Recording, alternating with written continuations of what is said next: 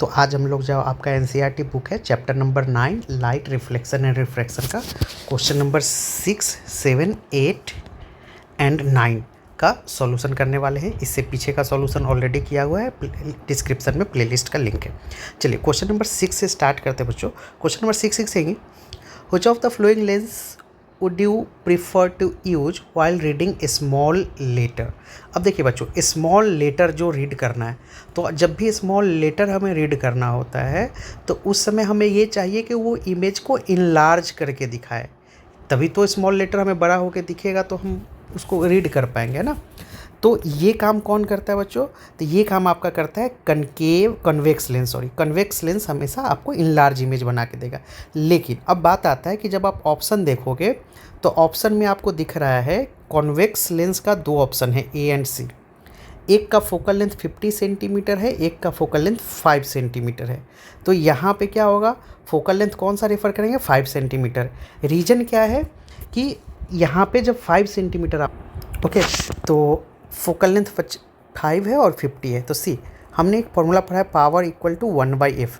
तो focal length जितना कम होगा पावर उतना ज़्यादा होगा। तो पहला रीजन क्या है, while reading a small letter we need the image to be magnified. उसके बाद आपका है convex lens gives magnified upright and virtual image when the object is placed within its focal length. Smaller the focal length of convex lens, greater is the magnification for the same reading distance. तो ये आपका reason हो गया इसका। बाकी अगर आप इसमें रे डायग्राम वगैरह बनाना चाहते हैं तो आपके लिए रे डायग्राम भी हमने रेफरेंस के लिए यहाँ पे दिया हुआ है, आप यहाँ से चाहे तो रे डायग्राम भी बना सकते हैं। चलिए अगले क्वेश्चन, हालांकि इस क्वेश्चन में रे डायग्राम की नीड नहीं है। नेक्स्ट क्वेश्चन नंबर 7 पे आते हैं। Question number 7 is saying that we wish to obtain an erect image of an object. हमें इरेक्ट इमेज चाहिए using a concave mirror of focal length 15 centimetre. What should be the range of the distance of the object from the mirror. ठीक है, what is the nature of the image, is the image larger और smaller than the object. Draw ray diagram to show the image formation. चलिए detail से इसका case study करते हैं बच्चों। अब क्वेश्चन नंबर 7 के अकॉर्डिंग चाहे तो रेंज इरेक्ट इमेज बनना चाहिए। क्वेश्चन इज क्लियरली सेइंग कि यहाँ पे हमारा इमेज कैसा बनना चाहिए, रेंज। सब पहले तो रेंज कितना होना चाहिए इरेक्ट इमेज बने उसके लिए, तो रेंज होना चाहिए यहाँ पे आपका फोकस और पोल के बीच में होना चाहिए। Okay, so for concave mirror to obtain erect upright image object must be placed between pole and focus. तो ये हो गया पहले का आंसर। तो रेंज आप 0 से 15 सेंटीमीटर के बीच में रख सकते हैं। इमेज कैसा होगा, चूँकि जब भी आप पोल और फोकस के बीच में ऑब्जेक्ट रखते हो तो इमेज हमेशा बिहाइंड द मिरर बनता है। तो ये इमेज कैसा होता है, वर्चुअल होता है, साइज लार्जर होता है। ये आपने रे डायग्राम में इसको पढ़ा होगा, तो उसी का रिलेटिव रे डायग्राम हमने पोल और फोकस के बीच में इसको रखा है। पोल यहाँ पे होगा समवेयर, तो इसका इमेज आपको फाइनली ये बन के मिला। तो ये सिंपली रे डायग्राम का क्वेश्चन है। ओके, तो उसके बाद आपसे ड्रॉ रे डायग्राम, सारा आंसर हमने सब कुछ कर दिया है क्या, ठीक है, एक पार्ट का, तो डायरेक्टली रे डायग्राम से है ये।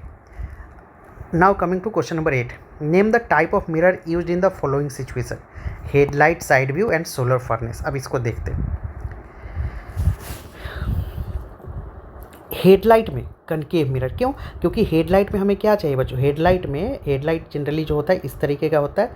अब यहाँ पे बल्ब लगा होता है, तो जितने भी रेज, जो भी रेज इस कनकेव मिरर पे आएंगे वो सारा जाके एक पॉइंट पे फोकस हो जाएगा। तो इसलिए हम कनकेव मिरर प्रीफर करते हैं, बिकॉज ये सारे रेज को एक पॉइंट पे फोकस करता है, पॉइंट फोकस। ठीक है, उसके बाद हमारा साइड व्यू। अब साइड व्यू में हम लोग कन्वेक्स मिरर यूज करते हैं। क्यों? इसका दो रीज़न है। पहला कि ये जो करता है ना, इसका देखिए, अब ये चूँकि हमें ड्राइविंग करते टाइम हमें एक ऐसा ज़्यादा से ज़्यादा एरिया का इमेज बना के देगा, तो हमारे लिए उतना सेफ होगा। तो जब भी इस पर कोई लाइट फॉल करता है, देखिए इसका मैं एरिया ऑफ व्यू बनाऊँ तो ये आउटर सरफेस रिफ्लेक्टिव होता है, ये एरिया ऑफ व्यू है।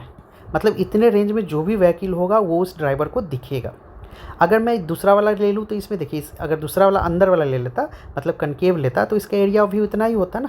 तो due to wider area of view हम लोग कन्वेक्स मिरर यूज करते हैं, क्योंकि फॉर सेफ्टी पर्पस जितना ज़्यादा एरिया का इमेज बनाएगा हमारे लिए पीछे की व्हीकल्स पे ध्यान रखना उतना ईजी होगा फॉर द सेफर ड्राइविंग। अब आते क्वेश्चन नंबर 9। क्वेश्चन नंबर 9 थोड़ा एक्सपेरिमेंट बेस है। 1/2 of a convex lens is covered with a black pepper. Will the lens produced a complete image. अब यहाँ पे बहुत बच्चों को कन्फ्यूजन होता है कि लेंस के अगर वन हाफ को हमने ब्लैक पेपर से कवर कर दिया तो क्या इमेज बनाएगा। बहुत बार बच्चों को लगता है नहीं बनाएगा, जबकि ऐसा नहीं है। चलिए इसका थोड़ा डिटेल से हम लोग आंसर देखते हैं, ठीक है। आते हैं आप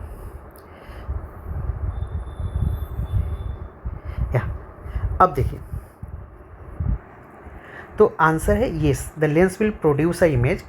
अब होता क्या है, जब वन हाफ को आप कवर कर देते हो ना ब्लैक से, तो बस देखिए इस पर जनरली क्या होता है, every part of a lens forms a complete image. तो ये इतने वाले पोर्शन से भी ये कंप्लीट इमेज बनाएगा। बस फ़र्क ये आएगा कि ये जो पोर्शन हमारा ब्लैक किया हुआ है, इससे अब कोई लाइट रे पास नहीं करेगा, no light ray will pass. और जब लाइट रे पास नहीं करे तो इमेज तो बनेगा, इमेज बनेगा, बट इससे निकलने वाला लाइट रे पास नहीं करा तो इमेज उतना ब्राइट नहीं होगा, बिकॉज अब इमेज पे बहुत कम लाइट पड़ रहा होगा, बिकॉज यहाँ पे क्या होगा, आधे पोर्शन को हमने कर दिया।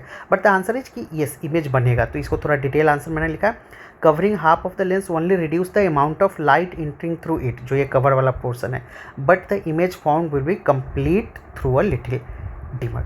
अब देखिए यहाँ पे एक्सपेरिमेंट की बात करें तो ये एक्सपेरिमेंट कैसा कर सकते हैं, ये आपके लैब में करना है। मैंने 2-3 पॉइंट यहाँ पे दे दिया आपको एक कन्वेक्स लेंस लेना है, हाफ ऑफ द लेंस को ब्लैक पेपर से कवर करना है, एंड उसके सामने एक ऑब्जेक्ट प्लेस करना है, place an object front of the lens beyond it's focal length. और उसके बाद क्या करना है, place a screen on the other side of the lens, और आपको वहाँ पे इमेज ऑब्टेन करना है। तो आप इस एक्सपेरिमेंट में क्या करोगे, एक बार कवर करके इमेज ऑब्टेन करोगे और एक बार बिना कवर किए। आप देखोगे इमेज दोनों केस में बनेगा, बट जहाँ कवर वाले केस में लेस ब्राइट बनेगा। ओके, तो थोड़ा सा सेकेंड पार्ट इसका एक्सपेरिमेंटल है। तो आई होप इतने का आंसर आपको समझ में आया होगा। लगभग सारे क्वेश्चन रे डायग्राम पे है बच्चों, तो रे डायग्राम आपको अच्छे से आना चाहिए। रे डायग्राम आएगा तो इन सारे क्वेश्चन का बहुत ईजिली आप आंसर कर पाओगे। ओके, तो मिलते हैं नेक्स्ट वीडियो में। Thank you and thanks for watching.